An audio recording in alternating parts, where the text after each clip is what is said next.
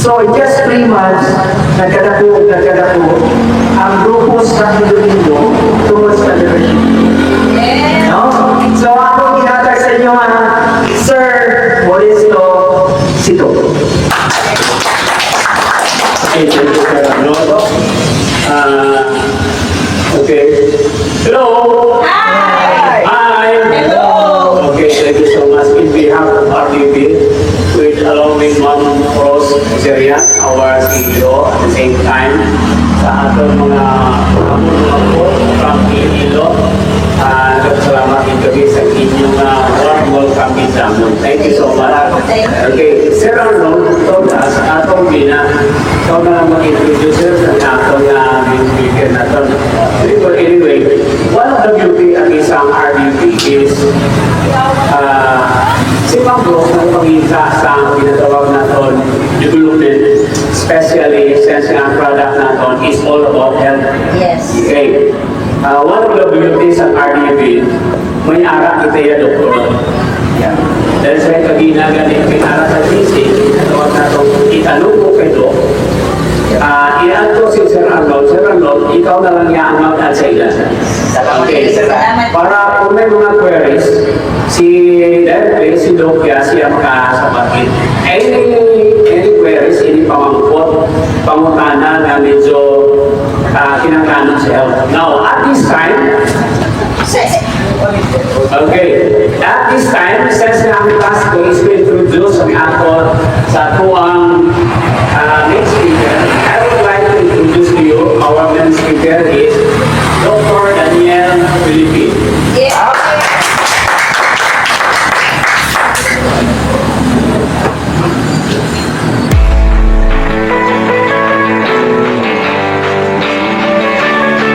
Umaga wala sa gabi. Pero kung medyo severe, dalawa sa umaga, dalawa sa gabi.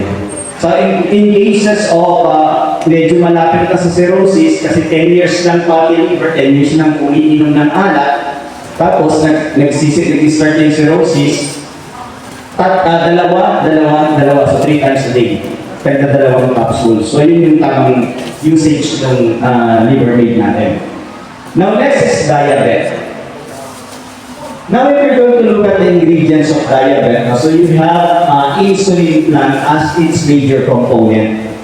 Kasi there was a human study in India, no? Yung insulin plant alone, yun yung binigay sa mga diabetics. So there are 2 groups. When we say human study, placebo siya. Yung isa binigyan ng walang laman na capsule, pero may capsule na iniinom. Yung isang group, binigyan sila ng capsule na ang laman is powdered insulin plant. So, parehas na diabetics yung mga tao, then parehas din yung diet nila throughout the study. So, they found out mas maganda yung sugar levels ng group na binibigyan ng insulin plant. So, in human study, napatunayan siya na nakaka-regulate ng blood sugar sa insulin plant. So, hindi lang yung content niya. Aside from insulin plant, meron din siyang Banaba. Now, sino ko nakakilala kay Banaba? Okay, si Banaba is saan yung ginagamit? Para sa kidney, but that's the secondary effect. The primary effect of Banaba is also to lower the blood sugar level. Yun yung unang gamit niya, nakakababa siya ng sugar. Tapos secondary, kidney, nakaka-protect siya ng kidney. So, di ba yung mga diabetics, sila yung nagda-dialysis later on kasi ang daming tinitake na maintenance meds kasi sira yung kidney. So, Banaba is to protect the kidney. Yan. Kasi sa ano yan complication ng diabetes is diabetic retinopathy. Actually, katulad din ng retinopathy, nephropathy. Ang mata at saka yung kidney parehas na nasisira sa diabetes pag hindi na-control yung sugar.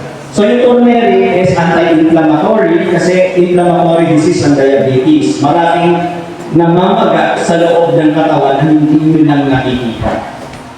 So yung mga ugat natin nagkakaroon ng inflammation dyan when you are diabetic. Then there's serpentina siya and may ampalaya siya. Yan yung mga mapapait. Kaya pag binuksan niyo yung capsule, or pag dinighay nyo siya, medyo mapait yung lasa niya because of the two ingredients na mapait. Kasi pang-metabolize yung sugar. So, how do we take this? Depende sa level ng sugar. Kung ang level ng sugar mo is 101 up to 125, that's actually the pre-diabetic range, no? Pwede isa sa umaga, isa sa gabi.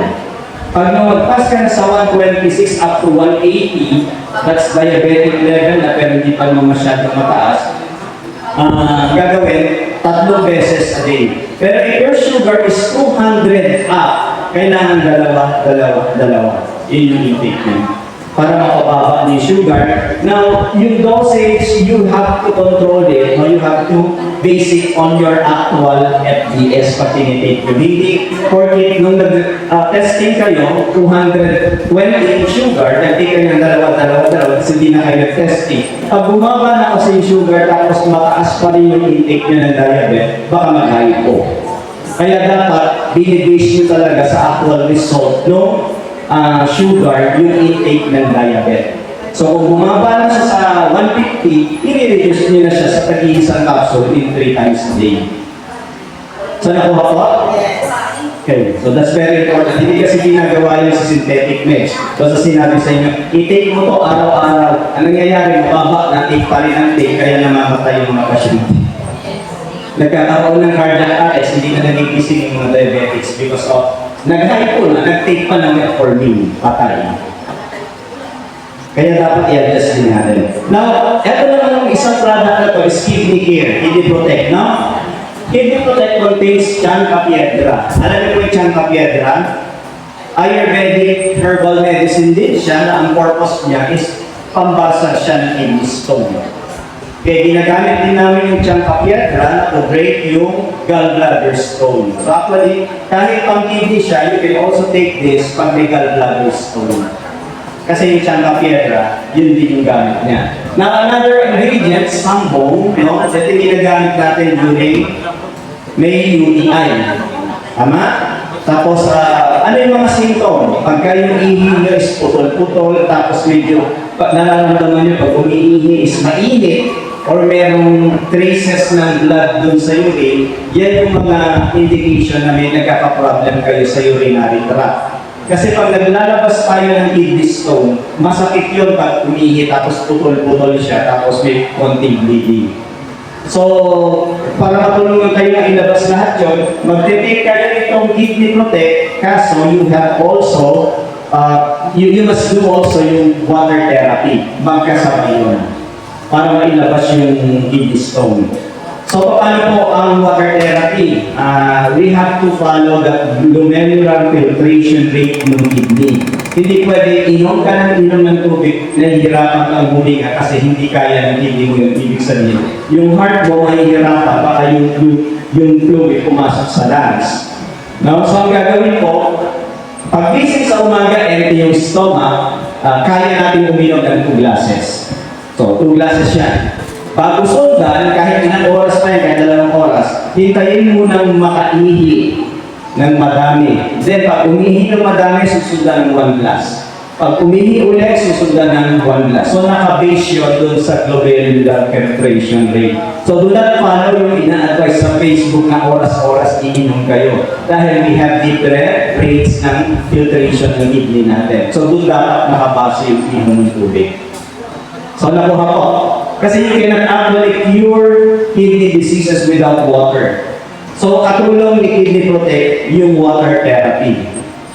So, yun dapat yung tatandaan natin. Inom lang na inom ng tubig habang nakakaihi. Kasi pag nag-dialysis ka, hindi ka na makaihi, patay na yung kidney. Pag wala na naipuproduce na urine, wala na tumutulong na ihi kahit isang patak doon sa sexual organ mo, ibig sabihin nun, patay na yung kidney. So habang nakakaihi ka pa, may function pa siya. Okay pa siya. So mabubuhay ka pa. Kaya dapat habang hindi sira yung kidney, inom lang ng tubig. Tapos umiwas sa maaalat na pagkain. Because sodium if it's too much, it flushes calcium from the body. So yung calcium pupunta niya sa kidney kasi excrete no kidney mo. Pagka maalat ka lagi kumain. Now what will happen, yung sodium and calcium nagsasama doon sa kidney, then nagpo-form ng kidney stone. Kaya yung maalat na pagkain, that's the cause. Now, next is the garlic oil. Garlic is also one of the 10 herbal medicines na in-approve ng DOH. So, para saan si garlic? Para sa hypertension. So, kung meron kang high blood, ang gagawin mo kay garlic oil, 4 sa umaga, 4 sa gabi. Pero kung may maintenance meds ka, na huwag mo tatanggalin muna yung synthetic meds mo, the right way to wane or makawala ka doon sa synthetic meds is this. I-integrate mo muna yung supplementation with your synthetic meds. Tapos, i-monitor mo yung minimaintain mo. So, if it's sugar, i-monitor mo yan on a daily basis. If it's BP, i-monitor mo yan ng 2 to 3 times a day. Now, pag napapansin mong tinitake mo yung maintenance meds mo, such as losartan, yung amlodipine mo, bumabagsak na sa normal range yung BP mo. Let's say, na 90 over 60 ka na, tapos, tinitake mo pa rin yung amlodipine mo, nagiging 80 over 50 something na yung BP mo, that is nag-hypotension ka na. Bumabagsak na, masyadong mababa na. That's the time, babalik ka doon sa medical doctor na nagbigay sa'yo ng maintenance. And then i-complain mo na every time you take your amlodipine, bumabagsak sa normal yung BP mo. Then, what your doctor will do, babawasan yung milligram. Tapos pagka binawasan na yung milligram, bumabagsak pa rin yung BP mo, balik ka ulit sa kanya, Dok, bumabagsak pa rin. That's the time when you decide siya i-remove yung synthetic meds. So sila yung mag-decide, hindi tayo. Ganun po yung tamang way ng pagtanggal ng maintenance.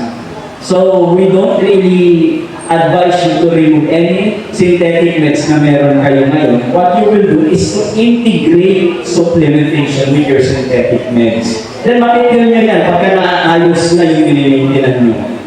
Every time you take the synthetic meds, bumabagsak na yung sugar, bumabagsak na yung BP. That's the time, unti-unti na inutin, no? Tatanggalin, babawasan muna until such time na matanggal na totally yung synthetic meds. Kasi kung hindi kayo makakawala dyan, masisira din yung kidney later on. No? Majority na nagdadialysis yan yung cause ng dialysis nila, yung too much synthetic meds. Kaya kung wala itong mga supplements na to, lahat tayo na nag-maintain, nakapila sa dialysis center later. Kaya, be careful lang. So yung garlic oil is there to protect you from hypertension. So ang tamang inom, 4 sa umaga, 4 sa gabi. Pero habang umiinom kayo ng garlic oil, nag-BP dapat ha? Nag-BP. And then kung mababa na yung BP, medyo skip nyo lang siya. Skip lang yung pag-take ng garlic oil. Now, how about vitamin E? So, meron tayong papakitang research. Now, it's from the American Journal of Clinical Nutrition. So, anong sabi ng study? Vitamin E and vitamin C supplement use and risk of all-cause and coronary heart disease mortality in older persons. So pag sinabing all-cause, hindi lang heart disease yun. It could be diabetes, it could be cancer. Yung mortality kasi has something to do with death. Yung cause ng pagkamatay. So all-cause mortality. The established population for epidemiology studies of the elderly. So anong sabi ng study? Ito yung conclusion. The results of our analysis are consistent with the hypothesis that the use of antioxidant supplements, vitamin E along with vitamin C, may reduce the risk of all-cause and coronary heart disease mortality. So, nagpapahaba siya ng buhay. Kasi nire-reduce niya yung cause ng mortality, yung pagkamatay. So, nakikita niyo po, nasa natural yung haba ng buhay bala sa synthetic mix. Diba? So, fish oil. Meron tayong garlic oil, meron tayong fish oil, may vitamin E tayo. Lahat ng oil-based, tinitik sila after meal. Kasi they need the oil from your food para mas ma-absorb pa siya lalo. Everything else, lahat ng spirulina, vitamin C, lahat ng yan, tinitik yan before your meals. Kahit yung mga silimarin, yung mga liver lane, kidney protect, and then yung glucosamine, except yung glutathione kasi mainit yun sa sigura, pwede nyo yung i-take before meal para mas mauna siyang ma-absorb. Tapos yung mga oil-based, you can take them after the meal. So yun yung division. Para mas effective siya. Now, fish oil, tinitake natin to because of omega-3. Now, meron 3 types of omega fatty acids, no? Omega-3, omega-6, and omega-9. Omega-3 is anti-inflammatory. Most of heart attack na nangyayari is because of inflammation sa loob ng arteries, not actually yung bara ang nagkukos. Yung bara nandun, nagkukos yun ng hypertension.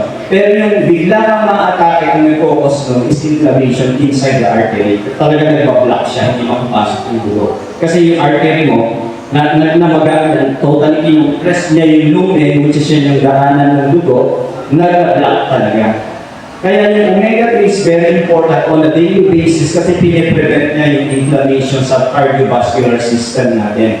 And i-improve niya yung memory kasi it works as a blood thinner. Sino yung nagtitake ng aspirin? Sino yung mga na-stroke na? Wala ba na-stroke? So to prevent stroke, no, you need to take fish oil, vitamin E on a daily basis. Araw-araw yan, dapat meron kayo para ma-prevent yan. Lalo na kung lagi ninyo, yung sinasabi natin, nanay ko namatay sa stroke, tita ko namatay sa stroke, ikaw, pag parehas kayo ng lifestyle, mamamatay ka rin sa stroke. Kaya dapat mag-supplement ka and then i-watch mo lang yung food na i-intake mo para hindi may stroke. So that's fish oil. Yung omega-9, omega-6 rather, is pro-inflammatory. Kaya hindi healthy yung kumakain kayo ng, alam niyo po yung tilapia? Yung tilapia na pinapakain ng pigs, ang analysis doon, mataas yung omega-6 niya, which is pro-inflammatory. So kung may rayuma ka, may heart disease ka, lalong-lalala if you eat a lot of mga fish na pinapakain ng pigs. So, i-watch nyo lang, kaya mas healthy pa rin yung supplementation kesa doon sa mga pagkain na yun. Omega-9 naman is neutral. Neutral lang siya, hindi siya inflammatory, nasa gitna siya. So, omega-3 and omega-6, okay na siya. Huwag lang yung omega-6 kasi inflammatory siya. Now, grapeseed, ito naman yung nag-dissolve ng clotting.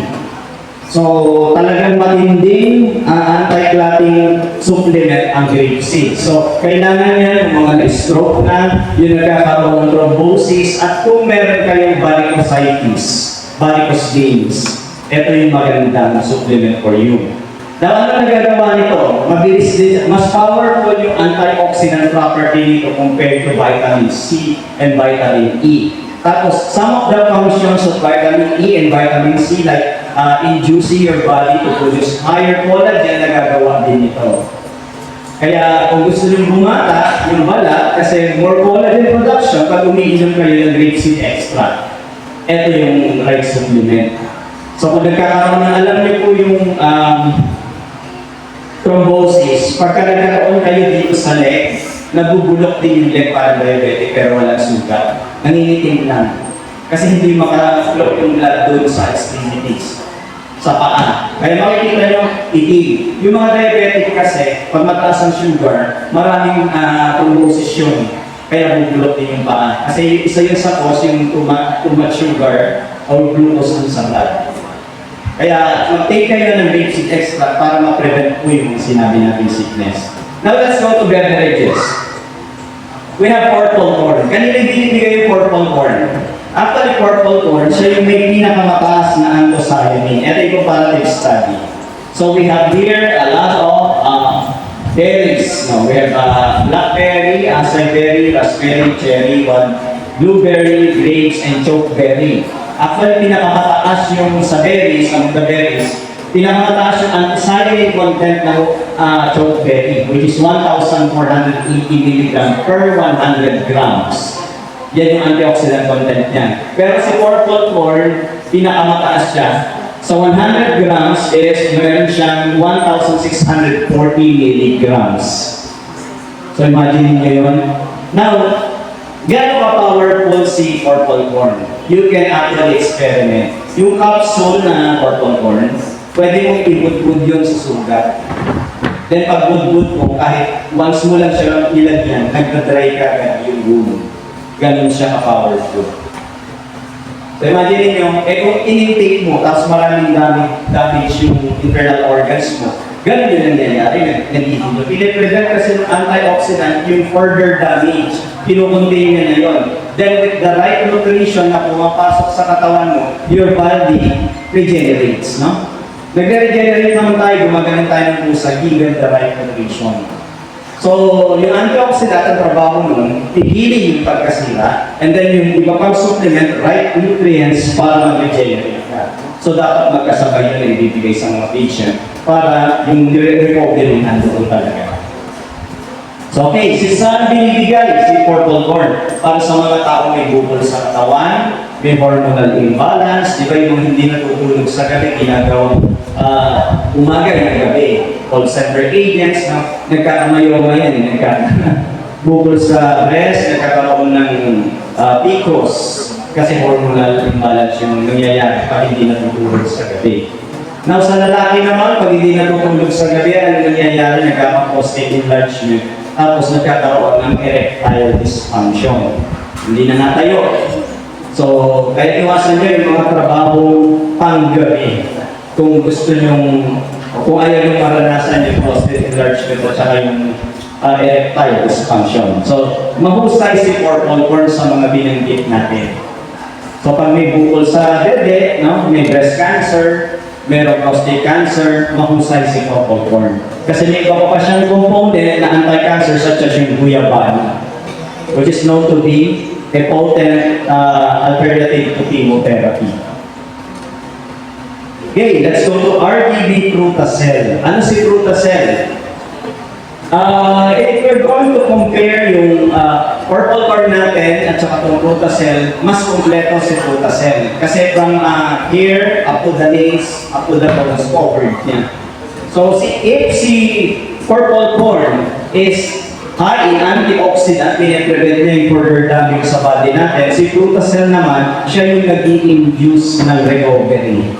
May damage yung teeth, nagpo-fall yung hair, may damage sa skin, may damage sa internal organs, isasabay nyo itong si Frutacel para mas mabilis mag-regenerate.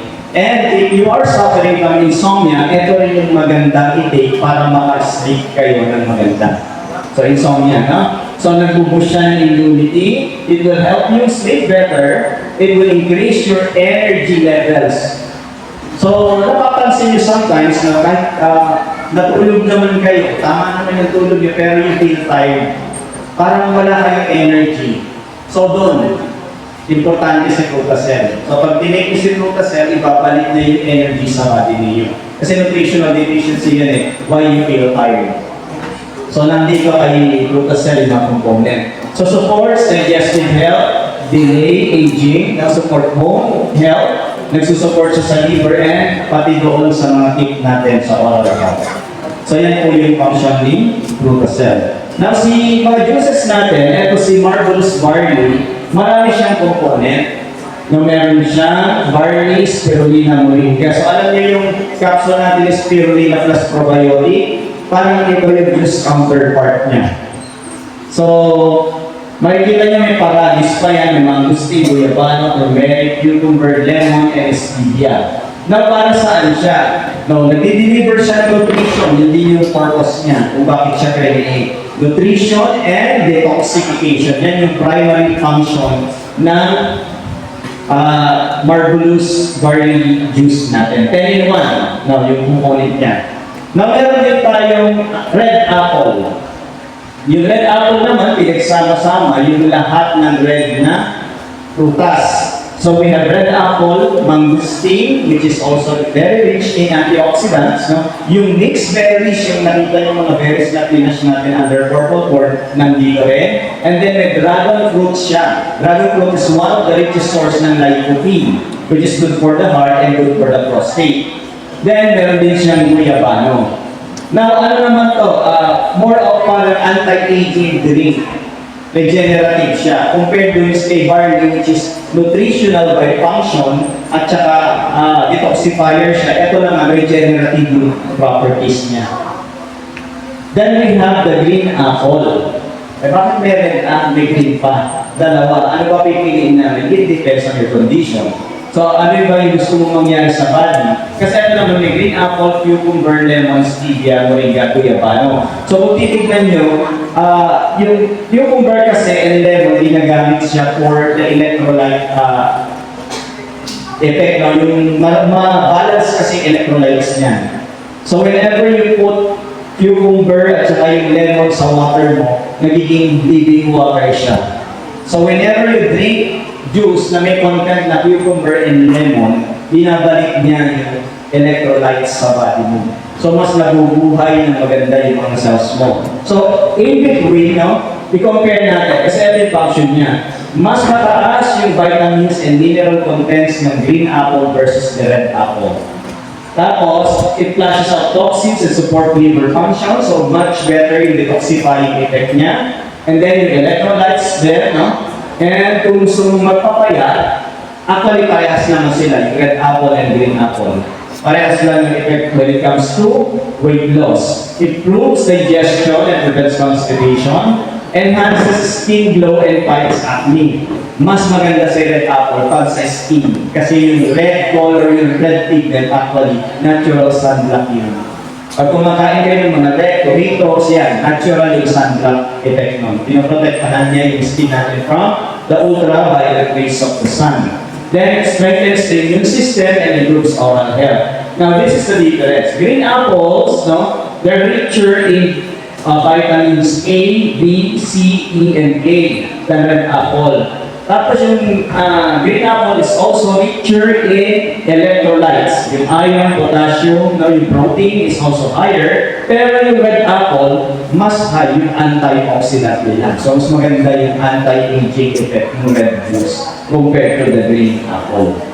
So, hindi lang kayo ano yung gusto nyong ma-achieve. Pero kung gusto nyo, pwede naman sila pagsabayin. Pwede sa umaga yung red, sa gabi yung green apple. Or gawin nyo, umaga yung barley, tanghalian yung red juice, tapos panggabi yung green apple.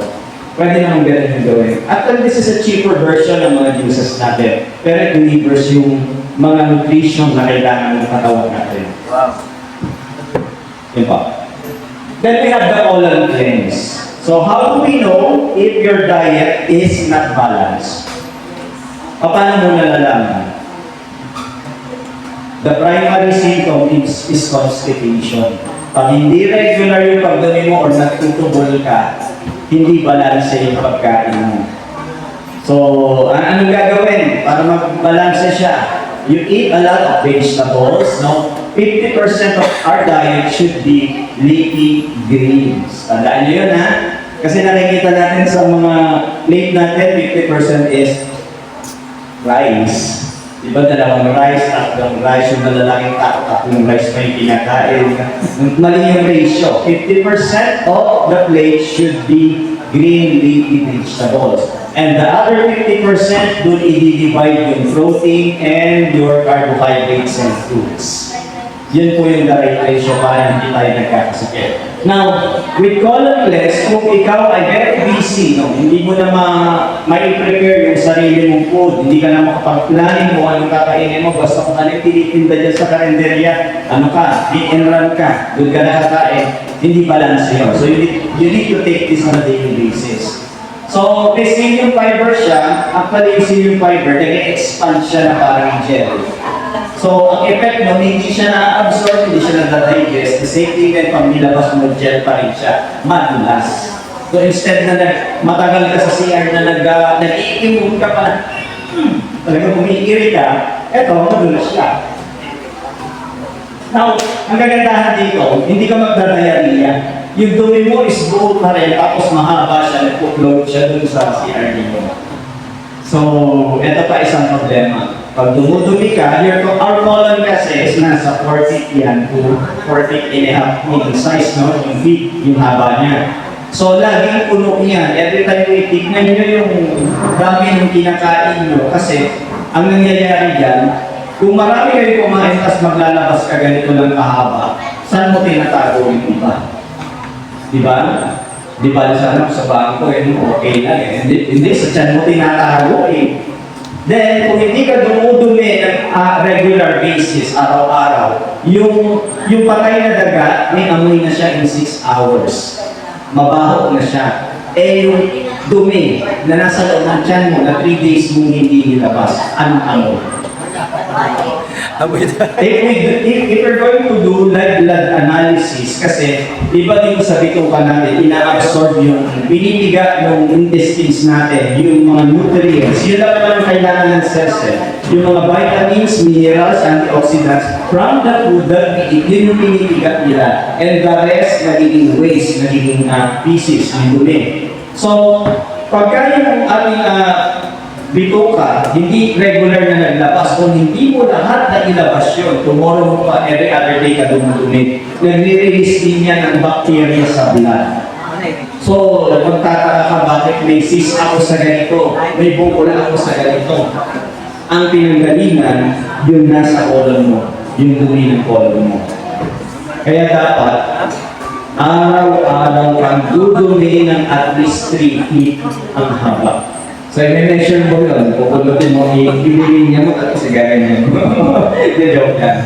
Basta, i-estimate nyo na lang, patingin nyo. Kasi it's a good thing na i-observe nyo rin yung pupo nyo. Kasi ang ginagawa nyo, pinipicture nyo lang yung food eh. Pero hindi nyo na tinitignan yung pupo. Sa ito, pinaplas nyo na kagad. Dapat tinitignan nyo rin yung itsura nun kung ano yun. Kasi doon nyo rin ma-analyze kung healthy kayo or hindi. Pag nakalubog siya, that means kulang sa dietary fiber. Pag nakalubog siya, mas healthy siya kasi may presence no dietary fiber. Ito yun, dietary fiber. Sa acidic ka daw, kapag nakalumog. Nagkasal kung makakaw ka sa meat, lulubog siya. Kung hindi balance, kung too much yung meat sa diet, kung hindi balance, lulubog din yung dumi mo. So matigas din siya. Fruits and vegetables dapat yung content ng diet. Yun lang. So kung wala yun, ito yung substitute. Na kasi meron na siyang kiwi, meron siyang apple, mangustin extra, may goji berry siya. O pang-detox talaga siya ng katawan. Then we have the coffee. Ito yung coffee naman na nakaka-relax. Actually, pwede mo siyang inumin before you sleep. Hindi ka magpapalpitate, hindi ka mahirapang matulog. Yung coffee natin is nakaka-relax. Relaxan pa siya. So, meron siyang spirulina, meron siyang purple corn, 15 yung ingredients niya. Then, meron tayong vitamin D3 coffee. Ito yung coffee na para sa lalaki. Kasi yung mga components ng iba, may tongkat ali, no? Meron siyang guarana extra. Pampagana po yan sa sex. Pampagana siya sa sex. So, yung solar metal na i-add dito plus yung panax ginseng are actually herbal meds for the prostate. Kung nag-e-emerge siya yung mga tinitig. So para sa lalaki, napag-tinake naman yung para sa babae, wala namang natayok sa babae, para sa hormonal imbalance naman. Kasi yung mga ginseng, yung mga tongkat ali, pag babae ang uminom niya, nang mabalance yung hormones. So pag may hormonal imbalance, paano niya malalaman? Pag nagiging ka ng weight, that's hormonal imbalance. So pwede niyo i-take to para mabalance yun. Then we have chocolate drink mix. No? Para naman to sa brain. Para doon kay Lola na makakalimutin. At saka para doon sa mga nagre-review sa lessons. Ito yung magandang i-take. So, nag-i-improve siya ng blood flow sa brain. Yun yung function ng mga ingredient. No? Yun yung protocola, ginkgo biloba. Maganda rin itong i-combo sa mga na-stroke. Let's say, ang ibibigay nyo pag stroke yung patient, ito yung papainom nyo, tapos bibigyan nyo ng grapeseed extract, bibigyan nyo ng fish oil, bibigyan nyo ng vitamin E. So yun yung mga supplements na pwede nyo i-take ang na-stroke. Then we have yung slimming whitening coffee. So similar yung ingredient niya with the keto slimming vitamin C. So kung gustong pumayat, ito yung ito-combo nyo sa slimming vitamin C. Pero ang secret sa pagpayat, pigilan yung pagkain. Yun yun. Kasi pag hindi nyo napigilan, kahit maglaklak tayo ng pag-slim, kung malakas tayo kumain, tapos walang mobility, hindi nag-burn yung calories, still, tataba ka pa rin. Mahirapan yung body. Now, next is the chia seeds. Ito yung, ang chia seeds kasi, pack din yan ng nutrients. Nandyan yung omega-3, which is good for the heart. Nandyan din yung magnesium. So magnesium is one of the minerals na pinaka-importante kasi maraming function yan sa katawan. So pagka nag-chia seeds ka, maganda yung pagkumo mo, maganda yung detoxification, and then you have more energy kasi nag-create ng energy si chia seeds. Then we have collagen coffee. Kung gusto mo nang gumanda yung balat mo, no, isasabay mo siya with vitamin C and glutathione.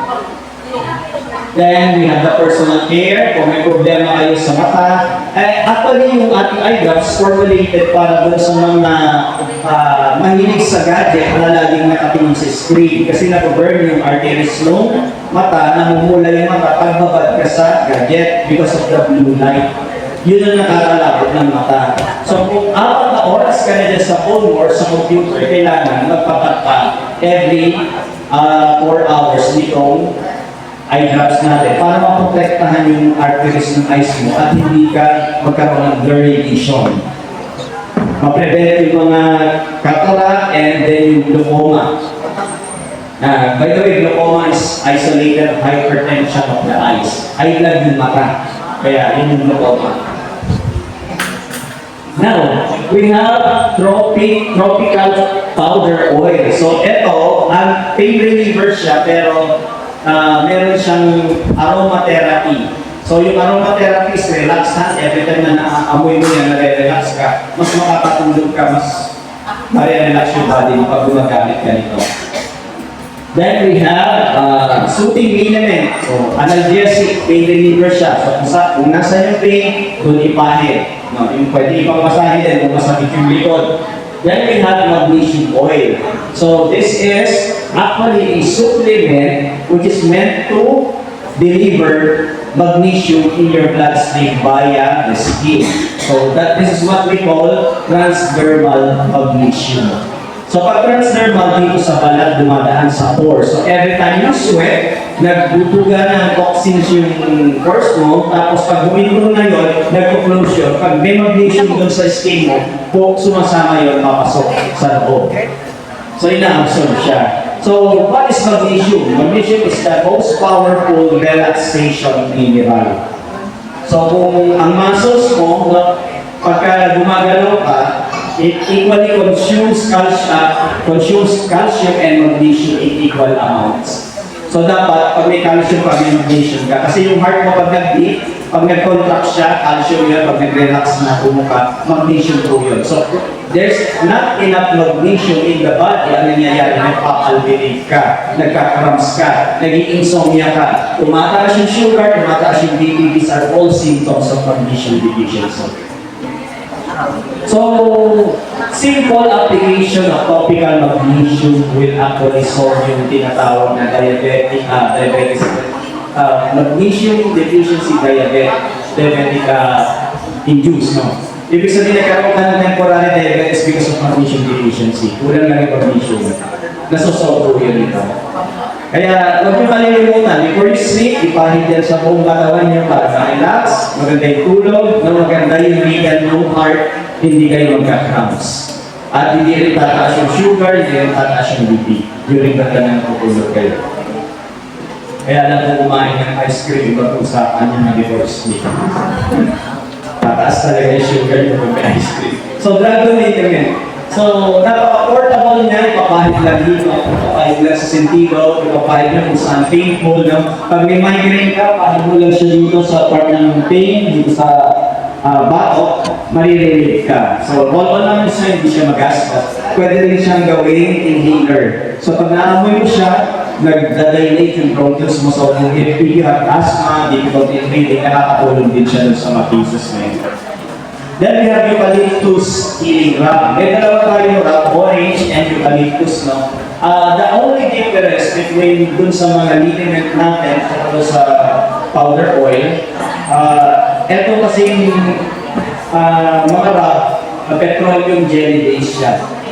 So, hindi siya messy, hindi siya oily. Pag pinahid mo, nag-i-stay siya sa skin. So, it's a matter of choice. Kung mas gusto mong gamitin sa painful area at sa mga insect bites.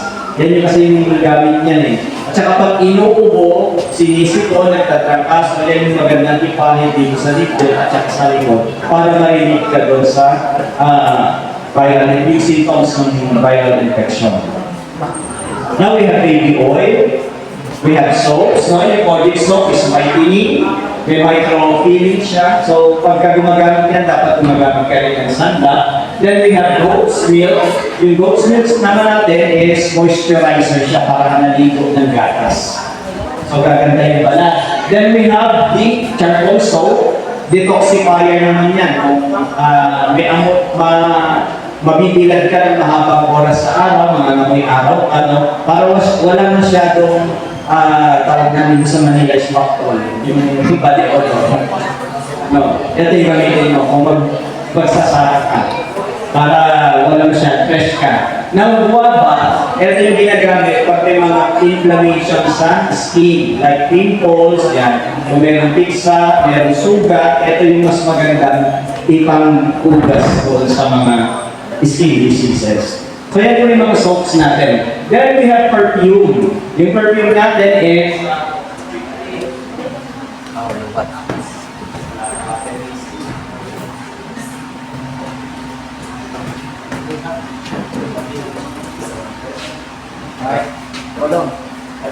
ano siya? Sabi ng may matandad ka na masyado. Matagal ka na dyan, papakayan mo kita sa gano'n. So last na to. Yung perfume natin is 15 to 20% oil. So it remains hanggang inabukasan pa yung scent niya. Kaya pag i-spray mo siya kahit konti lang, tumatagal yung amoy niya. In comparison to cologne, after 4 hours, wala na siyang amoy. Kailangan mo mag-spray. Pero itong perfume natin, matagal yung amoy. So, ito yung mga variants. Actually, ipa-flash ko lang siya kasi it's up to you. Depende sa pag-amoy ninyo, yung mag-interest ninyo kung ano yung pipili ninyo. No need for explanation. Yung nose nyo ang mag-decide.